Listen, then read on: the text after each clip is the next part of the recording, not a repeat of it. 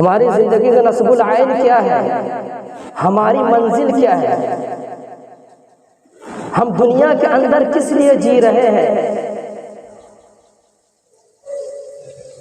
میرے عزیز ساتھیوں، ہم کو ہمارا مقصد زندگی ہی معلوم نہیں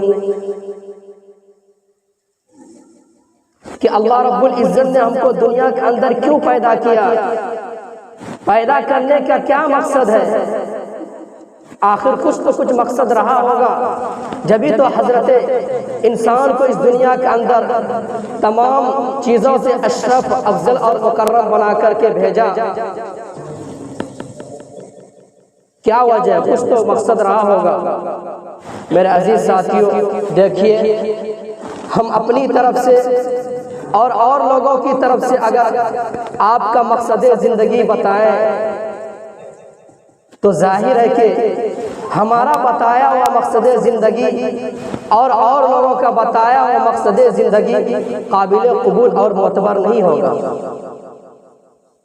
آپ کا مقصد زندگی خود اللہ رب العزت نے، جس ذات نے آپ کو پیدا کیا، وہ خود آپ کا مقصد زندگی کو بتا رہا ہے کہ آپ کے زندگی کا مقصد کیا ہے۔ میرے عزیز ساتھیوں، قرآن کریم کے اندر عقیدے بھی ہے، اس کے اندر رہن سہن کا طریقہ بھی ہے کہ پڑوسیوں کے ساتھ کس طرح رہا جائے، رشتہ داروں کے ساتھ کس طریقے سے رہا جائے، گھروں میں کس طرح رہا جائے، اسکول اور بازاروں کے اندر کس طریقے سے ایک دوسرے کے ساتھ رہا جائے۔ تمام طریقے قرآن کریم کے اندر بیان کر دیے گئے ہیں، اور یہ ہمارے اور آپ کے بتائے ہوئے طریقے نہیں ہیں، یہ انسان کے بتائے ہوئے طریقے نہیں ہیں، بلکہ یہ اللہ رب العزت کا بتایا ہوا طریقہ ہے۔ میرے عزیز ساتھیوں، قرآن کریم کی روشنی میں ہم کو اپنا مقصد زندگی سمجھنا چاہیے۔ قرآن کریم کی ہر بات کھلی ہوئی ہے، بے غبار ہے،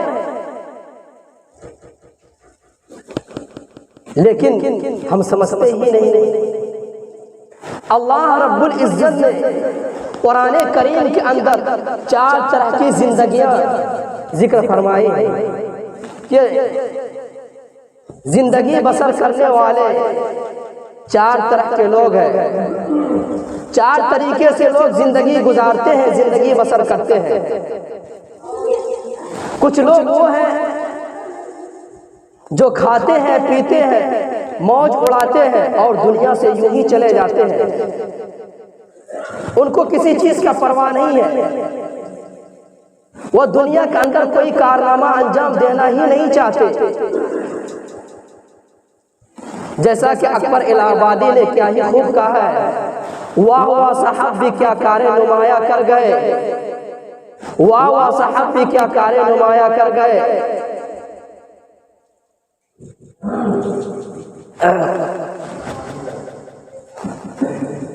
بی اے کیا، نوکری کیے، پینشن حاصل کیا اور زندگی سے یوں ہی چلے گئے۔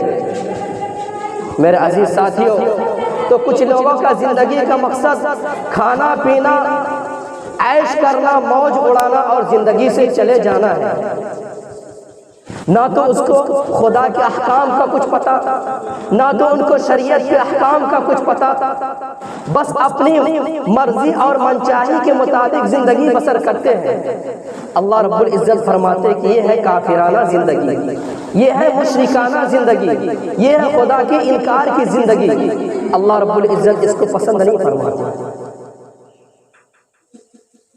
ایک دوسری زندگی وہ ہے نفس پرستانہ زندگی، خواہش پرستی والی زندگی۔ ایک انسان ہے جو اپنے خواہشات کا غلام بنا ہوا ہے، خواہش کی ہر گھڑی پوجا کرتا ہے، خواہش کی پیروی کرتا ہے۔ جس طریقے سے جانور اپنی خواہش کو پورا کرتا ہے، اسی طریقے سے انسان بھی ہر خواہش کو پورا کرنے کے پیچھے لگا ہوا رہتا ہے، کہ چاہے وہ کھانے کے قبیل سے ہو، چاہے وہ پہننے کے قبیل سے ہو، نہ تو وہ یہ دیکھتا ہے کہ یہ کھانا آیا حلال ہے یا حرام ہے، یا پوشاک ہمارے لیے حلال ہے یا حرام ہے، یہ چیزیں ہمارے لیے حلال ہے یا حرام ہے، وہ کسی چیز کا پرواہ نہیں کرتا، بس اپنی خواہشات کے پیچھے پڑا ہوا رہتا ہے۔ قرآن کریم نے اس کا کچھ نقشہ یوں کھینچا ہے، زُيِّنَ لِلنَّاسِ حُبُّ الشَّهَوَاتِ مِنَ النِّسَاءِ وَالْبَنِينَ وَالْقَنَاطِيرِ الْمُقَنطَرَةِ، کہ کچھ لوگ ہیں کہ شیطان نے اس کے دلوں کے اندر یہ بات ڈال دی ہے، یہ ڈال رکھا ہے کہ وہ اپنی بیوی سے خوب محبت کرے، ساری زندگی اپنی بیوی پر قربان کر دے، چاہے ساری دنیا ناخوش ہو جائے، رشوت کا مال ہو، حرام کا مال ہو، چوری کا مال ہو، بس بیوی خوش ہونی چاہیے۔ میرے عزیز ساتھیوں، کچھ لوگ ایسے ہوتے ہیں جن کو اپنی اولاد کی فکر رہتی ہے کہ میری اولاد کی 4 بلڈنگیں ہو جائے، تجوری بھر جائے، اچھی اچھی گاڑیاں ہو جائے، کچھ لوگوں کی یہ فکر ہوتی ہے۔ میرے عزیز ساتھیوں، اولاد سے محبت کرنا اچھی چیز ہے، اپنی بیوی سے محبت کرنا اچھی چیز ہے، لیکن آپ اس کو حدود کے دائرے میں رکھیے، حدود سے باہر نہ کیجیے۔ کہیں ایسا نہ ہو کہ آپ اس پر ساری زندگی قربان کر رہے ہیں، ہر گھڑی اس کی فکر میں لگے ہوئے ہیں، لیکن آپ کے دیگر فرائض آپ سے چھوٹ رہے ہیں، نہ تو نماز کا پرواہ، نہ تو روزے کا پرواہ، شریعت کے کسی چیز کا آپ کو پرواہ نہیں ہے، بس فکر اور دھن سوار ہے تو صرف اور صرف یہی کہ ہمارے بیوی بچے ہمیشہ خوش رہیں۔ جس طریقے سے آپ اپنی اولاد کے لیے، اپنے بچوں کے لیے فکر کرتے ہیں، کبھی کیا آپ نے یتیموں کے بارے میں بھی سوچا؟ کبھی آپ نے ضرورت مندوں کے بارے میں بھی سوچا کہ ایک یتیم ہے جن کے سر سے ان کے باپ کا سایہ اڑ گیا ہے؟ میرے عزیز ساتھیوں، یہ ہے نفس پرستانہ زندگی۔ اللہ رب العزت بھی اسے بھی پسند نہیں فرماتے، جو اپنی خواہشات کے غلام بنے ہوئے ہیں۔ ایک ہے مفسدانہ اور منافقانہ زندگی۔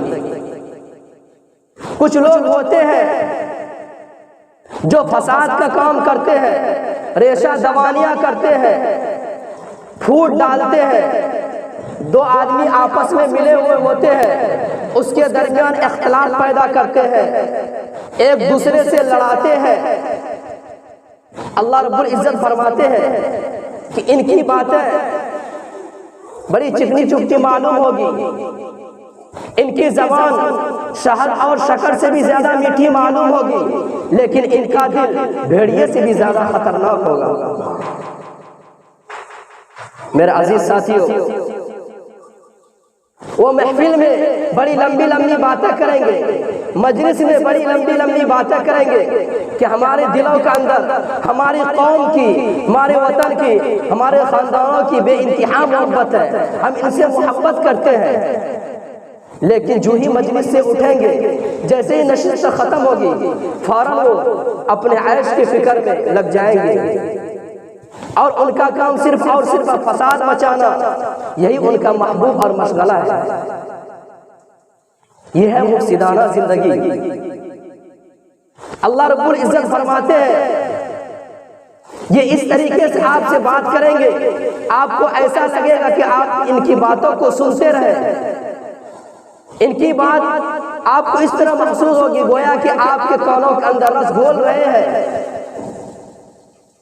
ہر بات پر یہ آپ کو یہ کہیں گے اللہ گواہ، خدا گواہ، زمین و آسمان کا مالک گواہ، وَهُوَ أَلَدُّ الْخِصَامِ، حالانکہ ان کے دل کے اندر زہر بھرا ہوا ہوتا ہے۔ تو اللہ رب العزت ایسے لوگوں کو بھی پسند نہیں فرماتے ہیں جو کہ ایک دوسرے کے ساتھ فساد کا کام کرتے ہیں، ایک دوسرے کو لڑائی کروانے کا کام کرتے ہیں۔ ایک چوتھی زندگی ہے، وہ ہے مومنانہ زندگی۔ ایک مومن کو، ایک مسلمان کو کس طرح سے رہنا چاہیے، کس طرح زندگی بسر کرنی چاہیے، اللہ رب العزت نے قرآن کریم کے اندر نقشہ کھینچا ہے۔ یا ایھا الذین آمنوا ارکعوا واسجدوا واعبدوا ربکم وافعلوا الخیر لعلکم ترحمون لعلکم تفلحون کہ اے ایمان والو رکوع کرو، سجدہ کرو، خیر کے کام کرو۔ میرے عزیز ساتھیوں، اس آیت مبارکہ کے اندر اللہ رب العزت نے مومن کا نقشہ کھینچا ہے کہ مومن کو اس طرح رہنا چاہیے، کبھی رکوع کرتے ہوئے نظر آنا چاہیے، کبھی سجدہ کرتے ہوئے نظر آنا چاہیے، کبھی نیکیوں کے کام کو کرتے ہوئے نظر آنا چاہیے، وجاہدوا فی اللہ حق جہادی، اور کبھی اللہ کے راستے میں کوشش کرتے ہوئے نظر آنا چاہیے جتنا کہ اللہ رب العزت کا حق ہے۔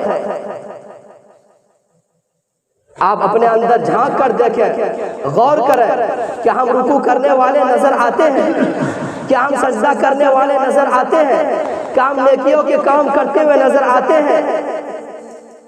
صرف ہم جمعہ کا نماز پڑھنے سے کیا ہم رکوع کرنے والے نظر آئیں گے؟ کل قیامت کے دن اللہ رب العزت فرمائیں گے یوم یدعون الی السجود وهم سالمون، کل قیامت کے دن بھی آپ سے رکوع کرنے کے لیے کہا جائے گا، سجدہ کرنے کے لیے کہا جائے گا کہ آپ رکوع کیجئے، سجدہ کیجئے۔ آپ رکوع اور سجدہ نہیں کر پائیں گے، اللہ کے سامنے نہیں جھک پائیں گے۔ کیوں؟